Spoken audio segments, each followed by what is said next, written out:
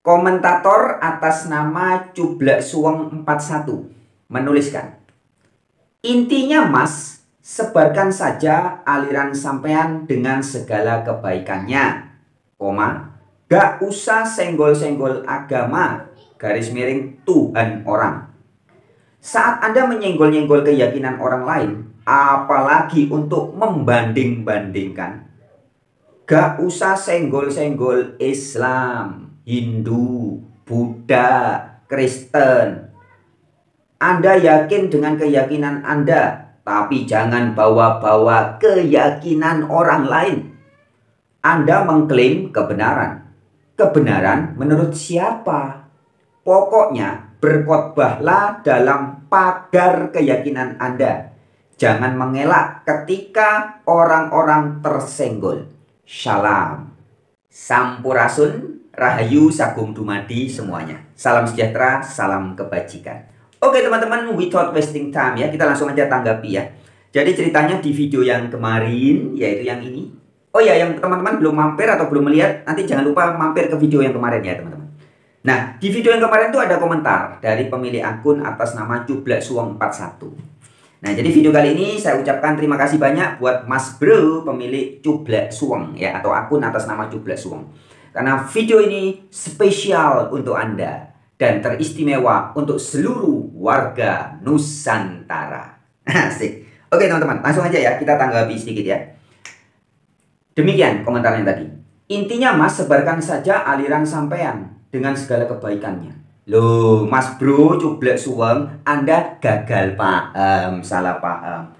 Anda menganggap saya mau menyebarkan aliran. Salah. Saya tidak ada aliran apapun dan saya tidak memiliki aliran ya. Tetapi saya adalah mata air, sumber kehidupan. Asik ya. Jadi yang saya wartakan adalah mata airnya, sumber kehidupan, bukan alirannya ya. Itu yang pertama. Kemudian, gak usah senggol-senggol agama atau Tuhan orang. Loh, emang bisa disenggol? Emang agama dan Tuhan itu apa? Kok bisa disenggol-senggol? Senggol-senggolan, cubit-cubitan, gitu. Enggak lah Mas Bro ya. Agama yang sejati, Tuhan yang sejati tidak bisa dan tidak perlu disenggol-senggol ya. Kemudian komentar Anda. Saat Anda menyenggol-nyenggol keyakinan orang lain, apalagi untuk membanding-bandingkan, wong kok ngene kok dibanding-banding ke, gitu ya? Nggak boleh ya. Oke. Ntar lanjut. Gak usah senggol-senggol Islam, Hindu, Buddha, Kristen. Nah, Mas Bro pemilik akun Cublak Suweng, gak bisa begitu Mas Bro ya. Ego Anda tidak bisa menyuruh-nyuruh ego saya ya. Jadi Anda bebas memberikan opini, saya juga bebas membagikan pencerahan-pencerahan ya. Dan ketika saya membagikan pencerahan melalui channel Warta Kabar Baik yang juga ODGJ, orang dengan gagasan-gagasan jujur, dan kita selalu berani kulil haqqo walau kana muron, mewartakan kebenaran meskipun pahit ya. Jelas kita akan menyinggung, membahas agama-agama. Karena memang inti dari channel Warta Kabar Baik ini adalah kehidupan, spiritualitas ya, dan juga agama-agama ya. Jadi kita pasti membahas agama Bro, tidak mungkin tidak menyinggung agama ya. Kemudian Anda mengatakan, Anda yakin dengan keyakinan Anda, tapi jangan bawa-bawa keyakinan orang lain. Enggak, saya tidak bawa-bawa keyakinan orang lain. Tapi saya mengkritisi, bahkan bila perlu menghancur leburkan kepercayaan, iman, dan keyakinan orang lain yang ternyata tidak benar ya. Keyakinan yang perlu dipertanyakan dan bila perlu memang ditinggalkan ya. Itu. Kemudian Anda mengatakan kepada saya, Anda mengklaim kebenaran. Kebenaran menurut siapa? Ya jelas kebenaran menurut ego saya. Kebenaran itu subjektif Bro ya. Benar salah itu produk ego, sangat subjektif ya. Jadi kebenaran menurut siapa? Ya jelas kalau Anda membuka channel Warta Kabar Baik, ya kebenaran menurut channel Warta Kabar Baik ya. Jelas ya. Kemudian Pokoknya berkhotbahlah dalam pagar keyakinan Anda. Ya nggak mau. Wong saya bebas merdeka. Tidak mau dipagar-pagari oleh apapun. Karena saya bersama Sang Maha tak terbatas. Jadi tidak ada batasnya ya. Jangan dipagar-pagari. Kemudian Anda mengatakan, jangan mengelak ketika orang-orang tersenggol. Salam. Enggak, saya tidak mengelak. Contohnya Anda tersenggol oleh pewartaan dalam video-video di channel Warta Kabar Baik, ya kan? Anda tersenggol dan saya tidak mengelak. Maka dari itu saya memberikan edukasi kepada Anda. Karena ini adalah bentuk tanggung jawab saya. Oke? Langsung aja supaya Mas Bro pemilik akun Cublek Suweng ya, tidak terus-menerus gagal paham ketika saya Frans Donald channel Warta Kabar Baik memberitakan tentang agama-agama Hindu, Buddha, Jawa, Yahudi, Kristen, dan Islam ya. Silakan perhatikan, simak baik-baik video ini ya. Video yang ini sebenarnya sudah sering saya sampaikan, tapi saya kembali sampaikan ya. Simak video ini dari awal sampai akhir. Jangan di-skip supaya tidak salah paham dan gagal paham. Oke, demikian Mas Bro. Selamat menyimak. Assalamualaikum, Shalom Alehim. Namo Buddhaya, Om Swastiastu. Rahayu, Rahayu, Rahayu. Salam sejahtera, salam kebajikan. Kebanyakan kita hanya tahu yang namanya hari Sabat itu hari sucinya umat Yahudi. Itu saja, itu simbolik. Yahudi bahasa Arabnya hadu. Hadu itu orang yang dapat petunjuk sebetulnya. Jadi Yahudi itu bukan kelompok manusia di negara sana. Siapa saja yang sudah dapat petunjuk itu hadu. Itu bahasa Quran. Maka siapapun yang sudah dapat pertolongan Allah disebutnya Nasyara. Nasoro jadi Nasrani. Ini soal bahasa. Karena nggak ngerti kita gampang aja menjas orang. Ini Yahudi, ini Nasrani. Akibatnya benci aja. Padahal nggak tahu kita. Yang namanya Yahudi itu bahasa Arab itu dari hadu. Orang yang dapat petunjuk. Yang namanya Nasyara itu orang yang dapat pertolongan. Apa kita nggak mau dapat petunjuk dan pertolongan? Saya dari dulu pengen jadi Yahudi. Pengen saya jadi Nasrani. Karena bagus kan sebetulnya. Cuman karena kita belajar kulitnya saja, yang diajarkan kebencian pada orang, belum tuntas belajarnya, sudah kebencian nih di sini. Kalau sudah ada kebencian, apapun yang dilakukan orang, salah semua. Lalu kita merasa diri paling benar, paling hebat. Justru itu orang yang tidak bisa ditolong. Yahudi, bahasa Arabnya hadu. Hadu itu orang yang dapat petunjuk sebetulnya. Jadi Yahudi itu bukan kelompok manusia di negara sana. Siapa saja yang sudah dapat petunjuk itu hadu. Itu bahasa Quran. Yahudi itu orang yang sudah mendapat petunjuk. Itu bahasa Quran. Kata Ustadz Saiful Karim. Istilah Yahudi itu bukan menunjuk kepada golongan kelompok atau bangsa tertentu, tetapi adalah sebutan bagi orang-orang, jiwa-jiwa yang sudah mendapat petunjuk. Itu pesan yang tegas disampaikan oleh Ustadz Saiful Karim. Jadi, jika Anda dan saya sudah mendapat petunjuk atau mendapat hidayah, maka menurut Al-Quran yang disampaikan oleh Ustadz Saiful Karim, maka kita bisa disebut sebagai orang-orang Yahudi. Itu bahasa Al-Quran. Nah, sahabat-sahabat, bagaimana dengan bahasa Bible atau Alkitab? Oke, without wasting time, tanpa buang-buang waktu, teman-teman yang punya Bible atau Alkitab, silahkan langsung meluncur. Buka ke surat Roma, pasal yang kedua, ayat 28 sampai 29. Tentang istilah Yahudi. Demikian tertulis. Sebab yang disebut orang Yahudi bukanlah orang yang lahiriah Yahudi. Dan yang disebut sunat bukanlah sunat yang dilangsungkan secara lahiriah. Perhatikan ayat 29. Tetapi orang Yahudi sejati, the true Jews, orang Yahudi yang asli, yang sejati, yang sungguhan. Perhatikan. Ialah dia yang tidak nampak keyahudiannya. Dan sunat ialah sunat di dalam hati, secara rohani, bukan secara hurufiah. Maka pujian baginya datang bukan dari manusia, melainkan dari Allah. Nah, sahabat-sahabat, very clear ya, sangat jelas ya. pesan Roma 2 ayat 28 sampai 29 ini ternyata sama persis dengan pesan yang disampaikan oleh Ustadz Saiful Khorim, bahwa ketika kita bicara tentang Yahudi, makna Yahudi yang asli itu bukan menunjuk kepada lahiriah, kepada suatu kaum atau bangsa, tetapi orang-orang Yahudi yang asli adalah orang-orang yang rohani, orang-orang yang sudah mendapat petunjuk. Nah, jadi sahabat-sahabatku, dalam hal ini kita melihat ada kalimatun sawa, titik temu, persamaan antara pesan yang diberikan oleh Al-Quran sebagaimana disampaikan oleh Ustadz Saiful Khorim, sama pesannya dengan yang tertulis di Bible sebagaimana disampaikan oleh Paulus dalam Roma 2 ayat 28 sampai 29. Sebagai ilustrasi teman-teman, kita sering mendengar kata Jawa. Apa yang ada dalam benak Anda ketika Anda mendengar kata Jawa? Oh, itu nama suatu suku. Oh, Jawa adalah nama suatu pulau.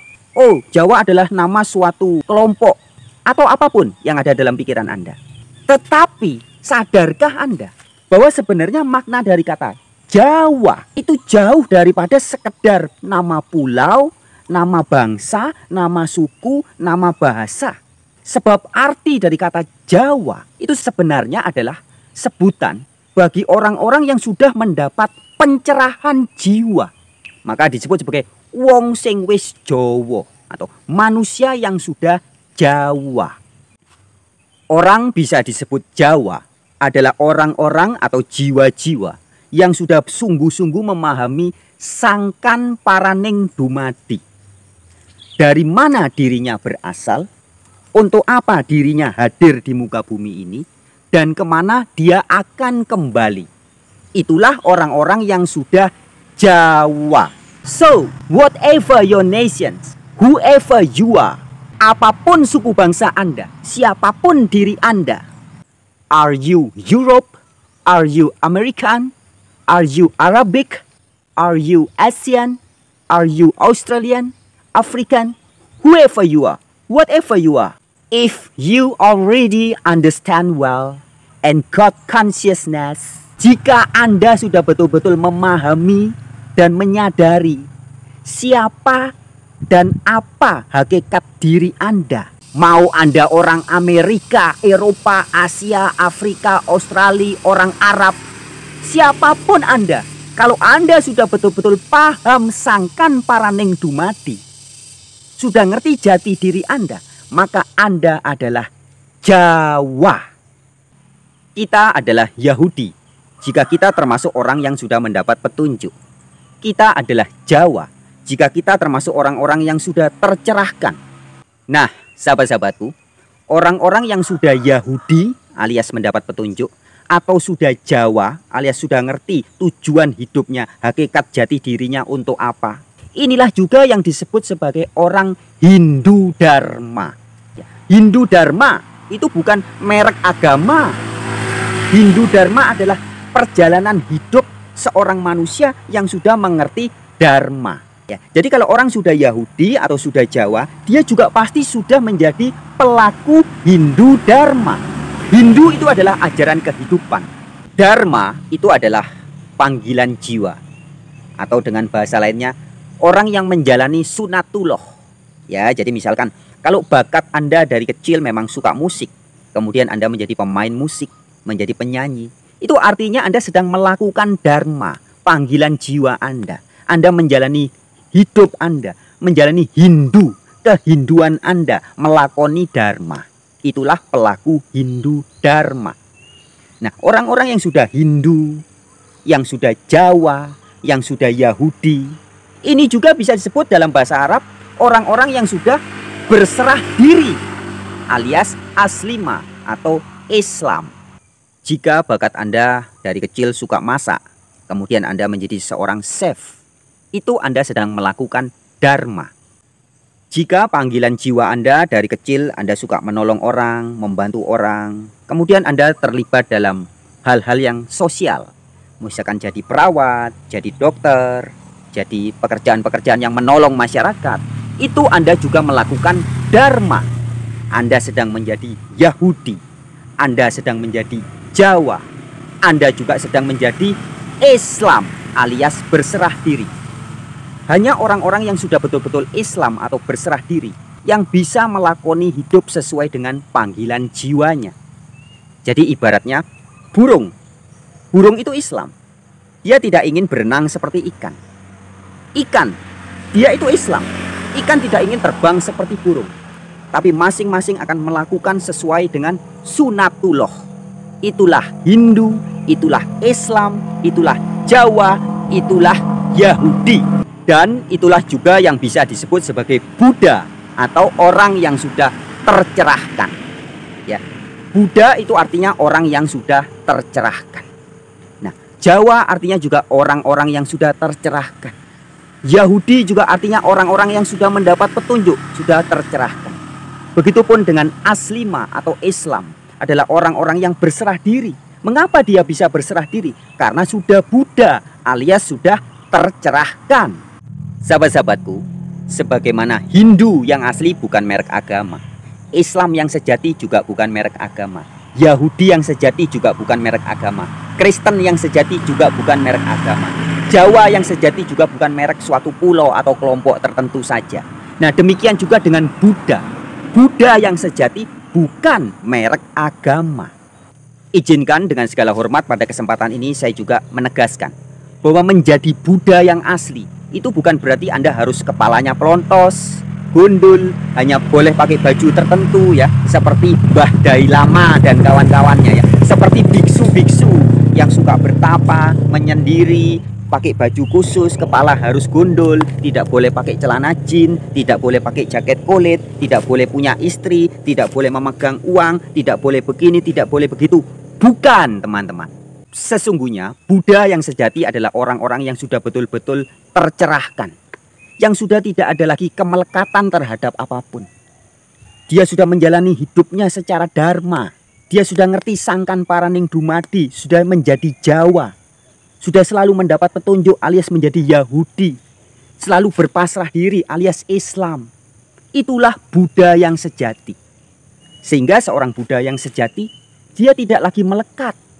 Artinya mau pakai celana jin ya tidak apa-apa, tidak pakai celana jin juga tidak apa-apa, pakai jaket kulit ya tidak apa-apa, tidak pakai jaket kulit ya juga tidak apa-apa, ada mobil tidak apa-apa, tidak ada mobil juga tidak apa-apa, diberi uang tidak apa-apa, tidak diberi uang juga tidak apa-apa. Itu namanya tidak melekat. Ada istri, oh tidak apa-apa, tidak ada istri juga tidak apa-apa. Ada suami, tidak apa-apa. Tidak punya suami, juga tidak apa-apa. Punya anak, tidak apa-apa. Tidak punya anak, juga tidak apa-apa. Itu artinya tidak melekat pada apapun.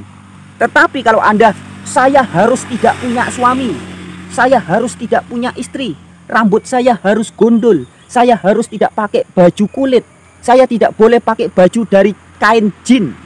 Itu justru Anda masih melekat dengan benda-benda dan konsep-konsep. Buddha yang sejati atau orang yang sudah betul-betul tercerahkan, dia tidak akan melekat kepada apa-apa. Diberi istri ya tidak apa-apa. Mau diberi is one, is two, is three, is four, is five, is six, is seven dan sebagainya, tidak apa-apa. Tapi tidak diberi istri, tidak diberi is one, tidak diberi is two dan sebagainya, juga tidak apa-apa. Itu namanya tidak melekat. Demikian juga dengan istilah aslima atau Islam. Sahabat-sahabatku, makna dari Islam yang sejati itu sama sekali bukan merek suatu agama seperti yang zaman sekarang disangka oleh banyak orang. Islam yang sejati adalah setiap jiwa yang betul-betul sudah Buddha alias sudah tercerahkan, sudah melakoni Hindunya, sudah melakoni dharmanya, sudah menjadi Yahudi, sudah menjadi Jawa. Itulah Islam atau orang yang berserah diri yang sejati. Bahasa Indonesianya berserah diri atau berpasrah diri. Bahasa Inggrisnya surrender. Bahasa Arabnya Islam. Islam yang dimaksud di dalam Al-Quran jelas bukan merek suatu lembaga agama. Tapi Islam adalah sikap hidup yang berserah diri. dalam Al-Quran itu Islam bukan berarti agama Islam. Makna Islam yang sebenarnya dalam Al-Quran itu ketundukan berserah diri. Yaitu apa? Mau mengikuti kebenaran, kebaikan, dan mau menolak kebatilan. Siapapun yang mengikuti kebenaran dan menolak kebatilan, Itu dia Islam. Islam. Dia Islam. Ini perkataan dari Nabi. Islam itu adalah ketundukan atau berserah diri. Bukan bermerek agama. Maka sahabat-sahabat, kalau kita membaca misalkan di dalam surat Ali Imran. Di dalam Ali Imran ayat 85 dikatakan, barang siapa yang mencari agama selain Islam tidak akan diterima. Di ayat 19 dikatakan, ini ayat yang terkenal. In adina indallahil Islam. Tidak ada din yang diterima di sisi Allah selain Islam. Nah, banyak orang menyalahpahami ayat ini. Baik Ali Imran 19 maupun Ali Imran 85. Disangka oleh banyak orang kata Islam di ayat 85 dan 19 ini sebagai sebuah merek agama. Padahal sesungguhnya tidak. Kalimat yang diterjemahkan sebagai barang siapa yang mencari agama selain Islam harusnya dipahami sebagai barang siapa yang bergaya hidup selain berserah diri. Itu yang tidak akan diterima. Ya, jadi in adina indallahil Islam. Tidak ada gaya hidup atau tidak ada cara hidup, tidak ada aturan hidup yang diterima di sisi Allah selain berserah diri. Jadi ketika hidup Anda berserah diri, Anda bangun tidur berserah diri, Anda mandi berserah diri, Anda makan, minum, menjemput rezeki, segala sesuatu Anda lakukan dalam kondisi berserah diri. Itulah Islam. Itulah sikap hidup atau din yang diterima di sisi Allah. Itulah yang disampaikan oleh Al-Quran. Nah, untuk kita memahami ayat 85 dalam surat Ali Imran. Barang siapa yang mencari din atau sikap hidup selain aslima atau berserah diri, maka tidak akan diterima. Ini kita tidak bisa lepas dari ayat 84, teman-teman. Ketika Anda membaca surat Ali Imran 85 dengan teliti, tidak lepas dari ayat 84 dan juga ayat 83-nya, itu menjadi sangat jelas bahwa makna dari kata Islam yang dimaksud di ayat 85 sama sekali bukan merek suatu lembaga agama. Tapi kata Islam di situ adalah sikap hidup berserah diri. Di ayat 84 Anda bisa baca, dikatakan bahwa orang-orang yang disebut Islam di situ adalah bukan hanya pengikut Nabi Muhammad saja, tapi juga ada Ibrahim atau Abraham, Ishak, Ismail, Yakub. Yakub ini nenek moyangnya bangsa Israel ya. Kemudian ada juga Isa Al-Masih atau Yesus Kristus. Ada juga Nabi Musa dan semua para nabi. Nah, jadi orang-orang yang disebut sebagai Islam atau berserah diri itu adalah para nabi dan semua orang-orang suci. Dan jika kita membaca dengan teliti ke ayat 83-nya, akan semakin jelas lagi bahwa yang dimaksud sebagai Islam alias berserah diri itu bukan hanya manusia. Di Ali Imran 83 tegas dikatakan langit dan bumi pun Islam. Jadi udara, awan, hujan, geledek, sinar matahari, semua itu Islam. Demikian juga dengan segala sesuatu yang ada di bumi. Binatang-binatang, tumbuh-tumbuhan, semua ini adalah Islam. Termasuk pohon beringin di belakang saya ini. Ini juga Islam. Dia berserah diri. Nah, sahabat-sahabatku, begitulah Islam yang hakiki, Yahudi yang hakiki, Nasrani yang hakiki, Hindu yang sejati, Buddha yang sejati, Jawa yang sejati. Semuanya adalah satu hakikat.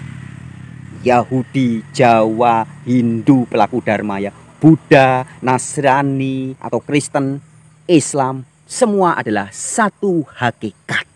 Jadi, setiap orang yang sudah memahami hakikat Yahudi yang sejati, Jawa yang sejati, Islam yang sejati, Hindu yang sejati, Nasrani yang sejati, Buddha yang sejati, niscaya akan selalu berbahagia. Disebut sebagai Jawa, ataupun Hindu, ataupun Yahudi, ataupun Nasrani, ataupun Islam, ataupun Buddha. Nah, jadi sahabat-sahabatku, jika atau ketika makna dari Islam dipersempit atau dibonsai sebagai merek agama, Makna dari Yahudi kita persempit sebagai suatu kelompok bangsa. Makna dari Nasrani juga kita persempit. Makna dari kata Jawa juga kita persempit. Makna dari kata Hindu juga kita persempit. Makna dari kata Buddha juga kita persempit. Maka masalah terjadi. Kekacauan terjadi. Sekali lagi, ketika makna dari Jawa, Hindu, Buddha, Yahudi, Islam, Nasrani kita persempit, kita bonsai, maka masalah terjadi, kekacauan terjadi. Itu. Oke sahabat-sahabatku, sekian dulu video pada kali ini. Kita jumpa lagi di kesempatan yang lain. Tetap semangat. Wabillahi taufik walhidayah. Wassalamualaikum warahmatullahi wabarakatuh. Alehim shalom. Namo Buddhaya. Om Santi Santi Santi. Rahayu Rahayu Rahayu. Salam Nusantara Jaya.